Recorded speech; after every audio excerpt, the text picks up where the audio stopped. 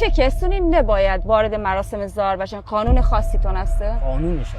همون الان داخل کشور ایران دو تا باد شیرازی مونه، گیلانی هم مونه. زارن، بعد مشایخن، بعد حالا خصاصن و بانیانن، نوبین.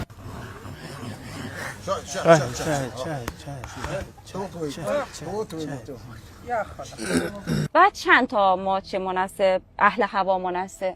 قابل شمارش که نین، بله بستگی به منطقه شه. مثلا منطقه الان منطقه خودمون کلا یعنی بیشتر همه باد زارن، بعد مشایخن، بعد حالا خصاصن و بانیانن، نوبین. زار که خیلی شیخ حسن اسکندرن. سردسته ایشون که یه رهبریشه، ایشون هم یه رهبریشونه. یعنی هر کشوری یک رهبر خاصه به خودش داره.